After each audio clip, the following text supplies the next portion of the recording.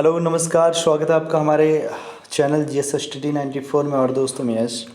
तो दोस्तों सबसे पहले बता दें, आज हम जो बात करने वाले हैं जनसत्ता के एडिटोरियल में, ये है जोखिम झेलते प्रवासी मजदूर। तो आज पूरे भारत में जिस तरह से तमाम तरह की चर्चाएं हो रही हैं और वो चर्चा किस तरह से माइग्रेंट वर्कर्स से रिलेटेड है, कहीं पे हादसे हो रहे हैं, कहीं मालगाड़ी जो है कि मज़दूरों के ऊपर से गुजर जा रही है, तो कहीं आपस में दो ट्रक भिड़ जा रहे हैं, कहीं गाड़ियां पलट जा रही हैं, जिससे सैकड़ों लोग मारे जा चुके हैं और ये स्थितियां अभी भी बरकरार है। और जो राज्य और केंद्र सरकार के द्वारा जो इस तरह की लापरवाही की जा रही है उसके बारे में तमाम लोग अपने अपने विचार दे रहे हैं। तो इस विचार को आज लिखा है, इस कंटेंट को लिखा है दोस्तों शरद यादव ने। शरद यादव देखिए ये क्या है। शरद यादव लेखक, पूर्व केंद्रीय मंत्री और लोकसभा के राज्यसभा सांसद रहे हैं। तो बहुत बड़ी बात है जिस तरह से इन्होंने अपने विचारों को साझा किया है। देखते हैं इसको। तो यहाँ पे देखिए लिखा है, कोरोना संकट को लेकर विश्व स्वास्थ्य संगठन, जिसको आप WHO कहते हैं, कि चेतावनी के बावजूद भारत सरकार कोविड-19 से लड़ने के लिए तैयार नहीं थी। जबकि इस घातक विषाणु का प्रकोप दिसंबर 2019 में चीन, दक्षिण कोरिया, जापान, थाईलैंड और सिंगापुर में भी दिखने लगा था। और ये देश इससे निपटने के लिए कमर कस चुके थे। भारत में पहला मामला 30 जनवरी 2020 को केरल में आया था। देखिए क्वेश्चंस भी आप बना सकते हैं, भारत में पहला मामला कब और कहाँ आया था। इस राज्य को शाबाशी इसलिए दी जानी चाहिए कि अब तक वहाँ पर केवल 520 मामले आए हैं और सिर्फ 3 मौतें हुई हैं, जबकि पूरे देश में कोरोना संक्रमितों का आंकड़ा 90,000 के आसपास पहुंच चुका है। बहुत ही विलंब के बाद 24 मार्च 2020 को प्रधानमंत्री ने बिना किसी पूर्व तैयारी के अचानक पूर्णबंदी की घोषणा कर दी। यहीं से भारत की कोरोना के खिलाफ जंग की शुरुआत हुई थी। तो एक चीज़ मुझे बताइए कि मैं आप लोगों के माध्यम से जानना चाहता हूँ और मैं अपना भी जो क्षमता है बढ़ाना चाहता हूँ।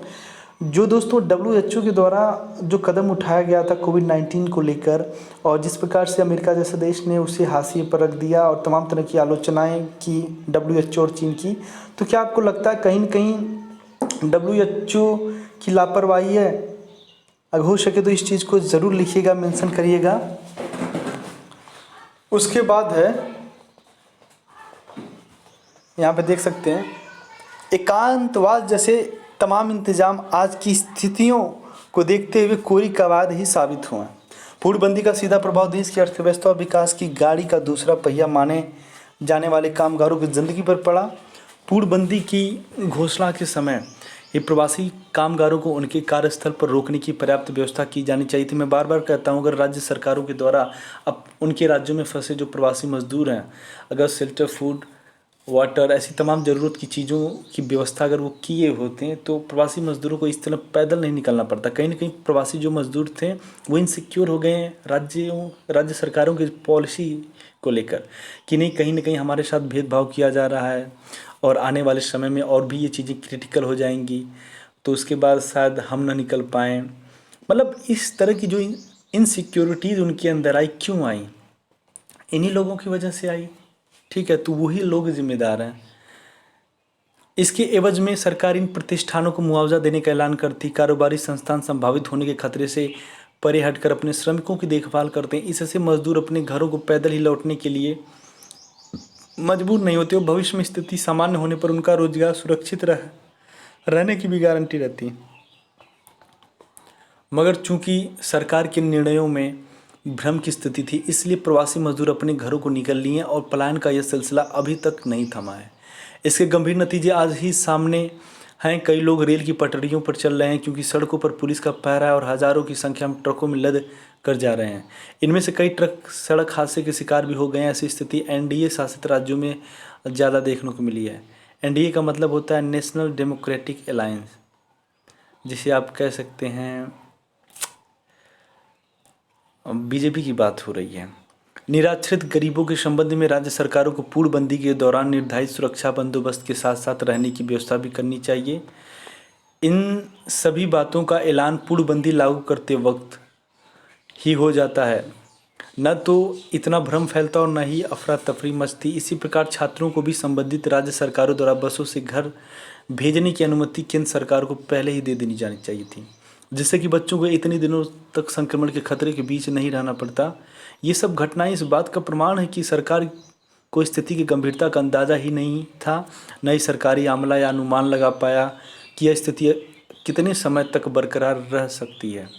खैर देर आए दुरुस्त आए कि सरकार ने विशेष ट्रेनें शुरू करने का फैसला लिया, मगर उसमें भी भ्रम की स्थिति रही कि कौन टिकट का पैसा देगा, और इसकी वजह से हज़ारों मजदूर अपने छोटे बच्चों को लेकर पैदल, साइकिल या रिक्शे निकल पड़े, और रास्ते में जो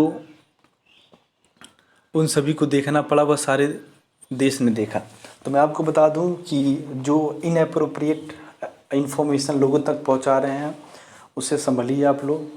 और कई लोगों के माध्यम से मैं सुना भी, और कुछ शिक्षित लोग भी थे, कह रहे थे कि 6,000 2,000 5,000 की जो है पैसा ले रही है सरकार। ये पूरी तरह से भ्रम कौन फैला रहा है समझ में नहीं आ रहा। दोस्तों जो भी प्रवासी है जो मुंबई से आ रहा है इस समय, मैं उसकी स्थिति बता दूं, 1 रुपया सरकार उससे नहीं ले रही है, फ्री ऑफ कास्ट वो रेलवे के माध्यम से आ सकता है। थोड़ा सा आप पेशेंस रखिए, धैर्य रखिए, आप सब लोग अपने अपने गंतव्य तक पहुंचेंगे बिना किसी समस्या के, ठीक है।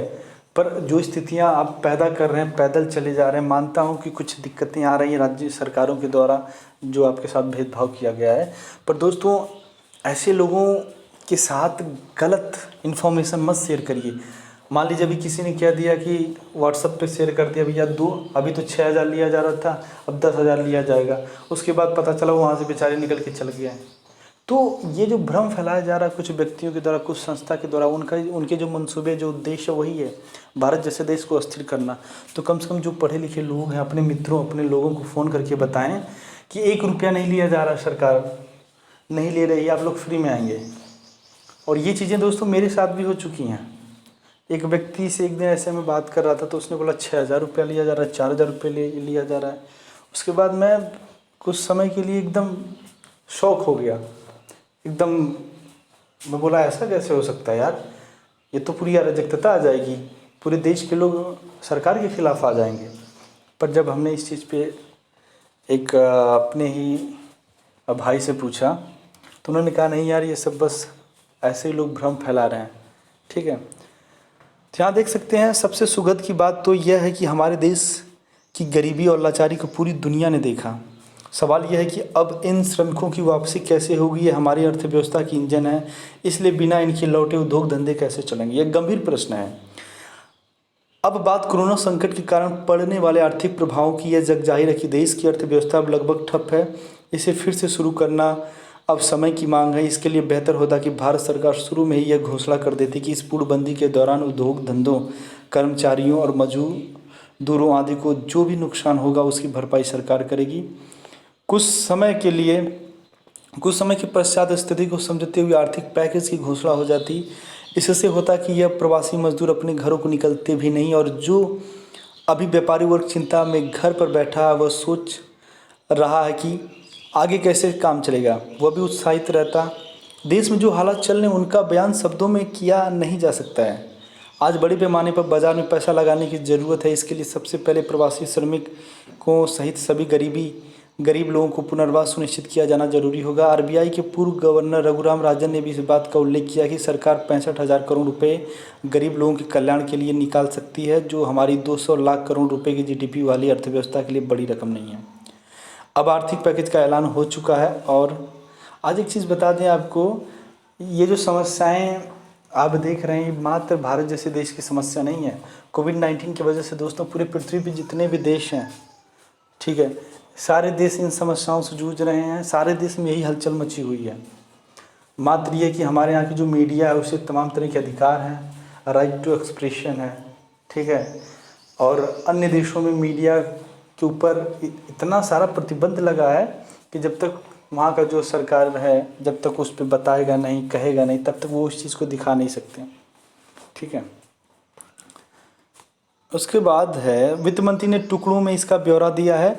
इस आर्थिक पैकेज के बारे में कुछ अर्थशास्त्रियों का कहना है कि इस 20 लाख करोड़ रुपए से सरकार 11 लाख करोड़ रुपए पहले ही घोषित कर चुकी है। घोषित हो चुका पहला पैकेज 15,000 करोड़ और दूसरा 1,70,000 करोड़ का था। इसके अलावा रिजर्व बैंक ने बाजार में तरलता बढ़ाने के लिए बैंकों को 8 लाख करोड़ पहले ही दे दिए थे। म्यूचुअल फंड उद्योग को संकट से उबारने के लिए भी केंद्रीय बैंक 50,000 करोड़ का पैकेज पहले भी दे चुका है। निर्माण मजदूरों के लिए गठित कल्याण कोष और जिला योजना का कुछ हिस्सा इस पैकेज में पहले ही जोड़ा जा चुका है। 20 लाख करोड़ के पैकेज का मतलब जीडीपी का 10% और देश के सालाना 30 लाख करोड़ रुपए के बजट का करीब 75% है। यदि इतना सरकार निकाल सकती है तो अर्थव्यवस्था को चलाने में देर नहीं लगेगी, मगर दुर्भाग्यपूर्ण ऐसा नहीं है जैसा कि कोई विशेषज्ञ बता रहे हैं कि यह केवल जीडीपी का 2.5% आखिरी में दिखाई देगा। वित्त मंत्री को ऐसे पैकेज की घोषणा करनी चाहिए जो कि एक मजदूर को और एक साधारण व्यक्ति को मिले, समझ में आए कि उसको क्या मिलने वाला है।